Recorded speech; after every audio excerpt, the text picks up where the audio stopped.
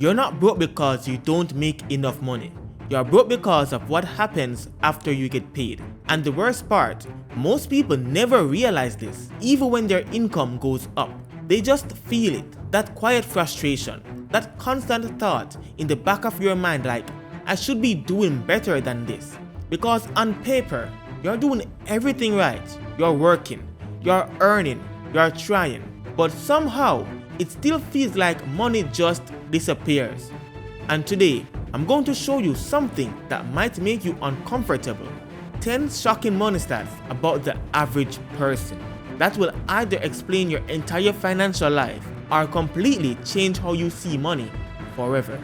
But here's the part most people don't expect. These aren't just numbers, they are patterns. So let me ask you something. Be honest, do you feel like you're making progress with money or just surviving a little better each year? Most people aren't bad with money. They're just operating inside a system that quietly works against them. And it doesn't feel like a system, it feels like life. Bills, rent, food, subscriptions, little expenses that don't feel like a big deal until they stack and stack and stack. And suddenly, your paycheck isn't something you control, it's something you react to. And this is where the first stat hits. The average person spends over 90% of what they earn. Not eventually, not after bad decisions, immediately. Which means most people aren't building anything, they're just maintaining their current life. Think about that for a second. Every month, money comes in, and almost all of it is already spoken for. Before you even have time to think, before you even have time to decide, it's already gone. But here's where it gets worse. Most people don't even question it because it feels normal. Everyone around you is doing the same thing. Same habits, same cycle, same quiet stress. So you assume this is just how life works. But it's not. It's not how the average person operates. And the average has a pattern, a predictable one. Which leads to the second stat. The majority of people couldn't cover a $1,000 emergency without going into debt. Not because they are irresponsible, but because there's no margin, no breathing room, no buffer, just constant financial pressure disguised as normal. And if you're being honest, you've probably felt that before. That moment where something unexpected happens, and your first thought isn't, I've got this. It's, how am I going to deal with this? That's not a money problem, that's a system problem, and most people are stuck inside it without even realizing it. Because it's not just people, it's your life. It's that moment when your paycheck hits, and for a split second, it feels like relief, like you can breathe again, and then rent, bills, groceries, subscriptions you forgot you even had, and just like that, that feeling disappears. Not slowly, instantly, and you are back to where you started, waiting, counting, managing, telling yourself next month will be better. But next month comes, and it looks almost exactly the same. Which brings us to another stat most people don't talk about. The average person spends over $1,000 a year on subscriptions alone. Streaming, apps, memberships, free trials that quietly turned permanent. Now here's the question, be honest. How many of those do you actually use?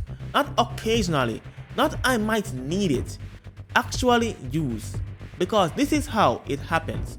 Not through one big mistake, but through dozens of small invisible ones. $9.99 here, $14.99 there, $19.99 you stopped noticing. It feels harmless. Individually, it is harmless, but together, it becomes a leak, a quiet one, the kind you don't notice until you zoom out. And this is where lifestyle creep sneaks in. You make a little more, so you spend a little more. Not dramatically, just slightly better choices, slightly nicer things, slightly more comfortable, and it feels deserved, it feels earned. But here's the trap, your income goes up, but your breathing room doesn't. You're still operating at the edge, just at a higher level, which leads to another stat. Nearly 60% of people live paycheck to paycheck, including many who make six figures. Let that sink in. More money, same pressure, different numbers. And that's the moment most people start asking, wait, if more money doesn't fix this, then what does? That question right there is where everything starts to change. Money isn't the problem, and more money isn't the solution, because income isn't the game you think you are playing. You've been taught to believe, if I just earn more, everything gets easier. But look around, people are earning more than ever before and still feel stuck, still feel behind, still feel like something isn't adding up. So what's actually going on? You're not in an income game, you're in a flow game. It's not about how much money comes in, it's about what happens to it once it arrives. Think about it like this. Two people, both making $100,000 a year. One keeps $5,000 at the end of the year. The other keeps $30,000. Same income, completely different outcome. Why? Because income is just the input. Wealth is what stays. And more importantly, wealth is what starts working without you. But most people never reach that point because their entire financial life is built around consumption first and intention second. Money comes in and immediately gets distributed outward. Living expenses, upgrades, convenience, comfort, and whatever is left, if anything is left, maybe gets saved, maybe. And this is why the next stat hits harder than it should. The average savings rate for most people is under 5% of their income. 5%. That means for every $100 you earn, you're keeping less than 5% for your future.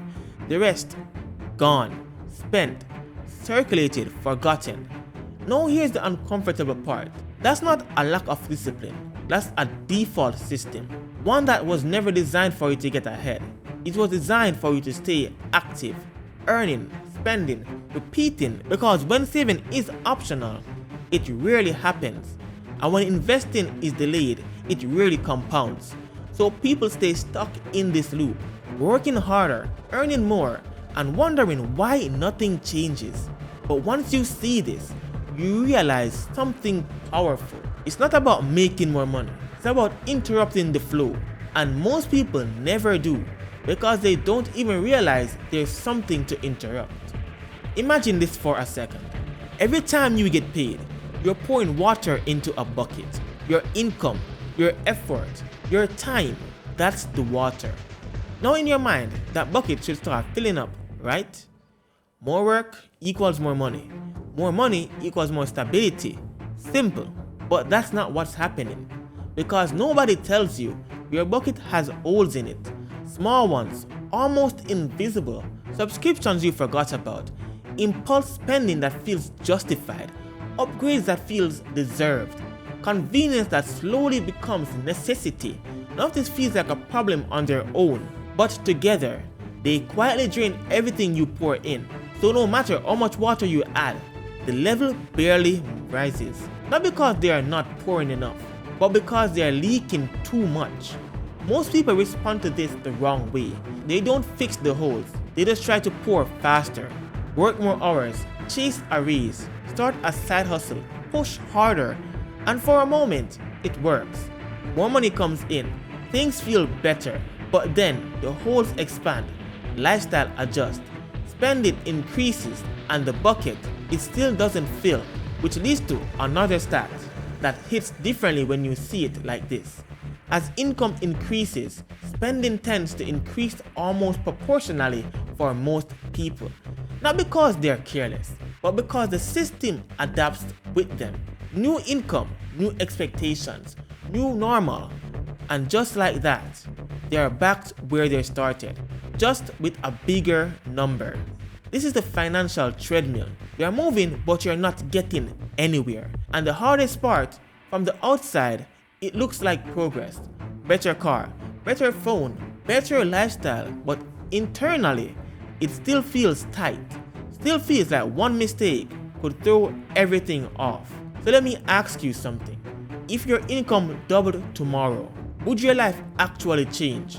Or would your expenses just quietly rise to meet it? Here's where this quietly turns into something bigger than most people expect. Because those small leaks, they don't just cost you money today, they cost you your time, years of it, decades of it. And this is the stat that almost nobody thinks about. The average person misses out on hundreds of thousands of dollars simply by starting late. Not because they didn't work hard, but because their money never had time to work for them. And this is where it gets uncomfortable. Two people can invest the same amount of money, but the one who starts earlier ends up with dramatically more. Same effort, same consistently, different timing. Because time doesn't just add, it multiplies. And every year you delay, you're not just pausing progress, you are shrinking your future. But here's the part most people miss. It doesn't feel urgent. There's no alarm, no warning sign, no moment where your phone lights up and says, hey, you're falling behind. It feels small, it feels optional, it feels like I'll start next month, I'll figure it out later. It's just, I just need to make a little more first. But later turns into next year turns into 5, and suddenly you look up and realize you've been busy but not building. And this is where another stat hits differently when you think about it. The majority of wealth isn't built from income alone. It's built from assets that grow over time, stocks, businesses, investments, things that keep moving, even when you're not. But most people never get there because all their money is constantly being reset back to zero.